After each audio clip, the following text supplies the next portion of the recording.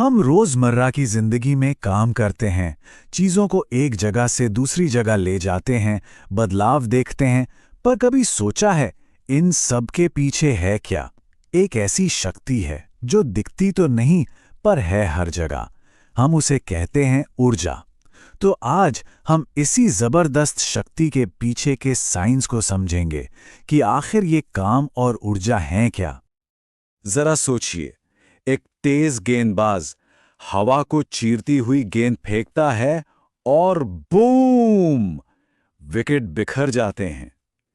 ये जो हुआ ना, ये उस गेंद की रफ्तार ने किया।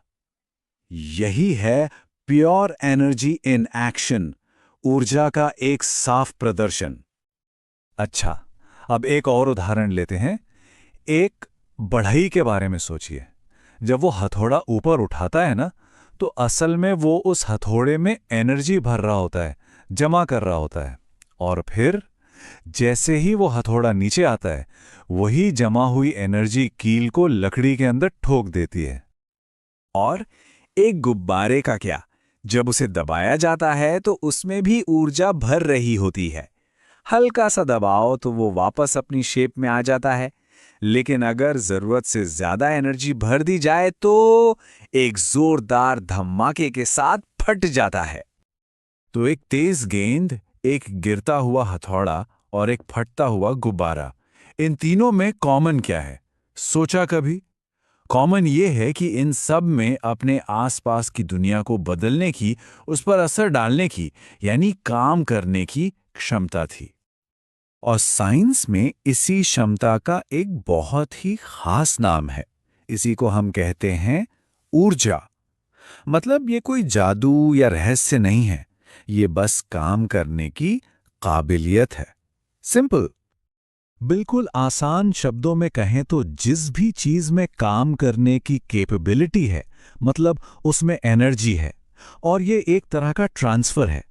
देखिए, जब कोई चीज काम करती है तो उसकी एनर्जी कम हो जाती है, और जिस चीज पर काम होता है वो उस एनर्जी को हासिल कर लेती है। बड़ा सीधा सा हिसाब है।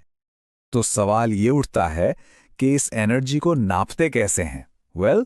इसके लिए एक यूनिट है जिसे कहते हैं जूल, और इसे जे लेटर से दिखाते हैं। अब एक जूल एनर्जी कितनी होती है?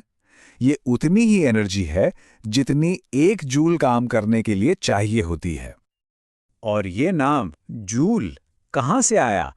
दरअसल ये नाम एक British physicist James Prescott joule के सम्मान में रखा गया है। उन्होंने एनर्जी के फील्ड में बहुत ही कमाल का काम किया था। लेकिन क्या एनर्जी का सिर्फ एक ही रूप है? जी नहीं, बिल्कुल नहीं। और यही बात तो इसे इतना फैसिनेटिंग बनाती है। ये हमारे चारों तरफ अनगिनत रूपों में, अलग अलग फॉर्म्स में मौजूद है। चलिए कुछ मेन फॉर्म्स पर नजर डालते हैं। एक है काइनेटिक एनर्जी, यानी चलती हुई चीजों की एनर्जी। दूसरी है पोटेंशियल एनर्जी, मतलब किसी चीज की पोजीशन की वजह से उसमें जो स्टोर्ड एनर्जी है। पर बात यहीं खत्म नहीं होती। केमिकल एनर्जी भी है, हीट एनर्जी, लाइट, साउंड, और हाँ, इलेक्ट्रिकल एनर्जी भी। अक्सर क्या होता है कि इस काइनेटिक और पोटेंशियल एनर्जी को एक साथ मिलाकर मैकेनिकल एनर्जी कह दिया जाता है। ये उन चीजों की एनर्जी है जिन्हें हम सीधे सीधे चलते हुए या काम करते हुए देख सकते हैं। याद है वो हथौड़े वाला एग्जाम्पल? बिल्कुल वही। अब आती है एनर्जी की सबसे शानदार बात। ये नहीं कि इसके इतने सारे रूप हैं, बल्कि ये कि ये अपना रूप बदल सकती है। जी हाँ, ये स्टैटिक नहीं है। ये लगातार एक फॉर्म से दूसरे फॉर्म में बदलती रहती है। और इसी प्रोसेस को कहते हैं ट्रांसफॉर्मेशन ऑफ एनर्जी, यानी ऊर्जा का रूपांतरण, एक रूप से दूसरे में बदल जाना। ये हमारे यूनिवर्स के सबसे बेसिक नियमों में से एक है, और सच कहूं तो यही वो प्रोसेस है जो हमारे आसपास की हर चीज को पावर देती है। एक कार के इंजन को ही देख लीजिए। सब कुछ शुरू होता है पेट्रोल में स्टोर की हुई केमिकल एनर्जी से। जब पेट्रोल जलता है तो ये केमिकल एनर्जी बदल जाती है हीट एनर्जी में, जो पिस्टन को धक्का देती है।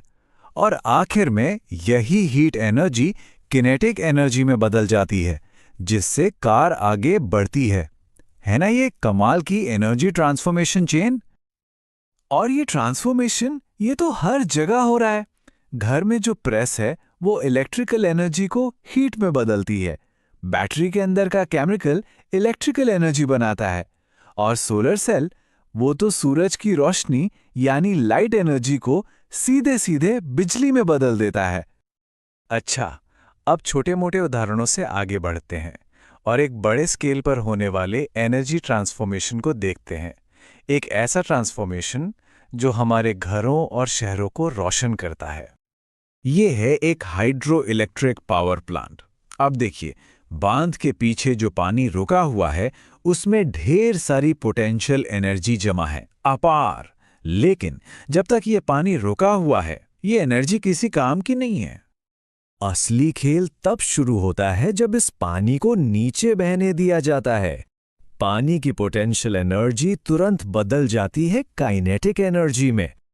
ये तेज बहाव बड़े बड़े टर्बाइन्स को घुमाता है जो जनरेटर्स चलाते हैं, और बस काइनेटिक एनर्जी बदल जाती है इलेक्ट्रिकल एनर्जी में, वही बिजली जो हमारे घरों तक पहुंचती है।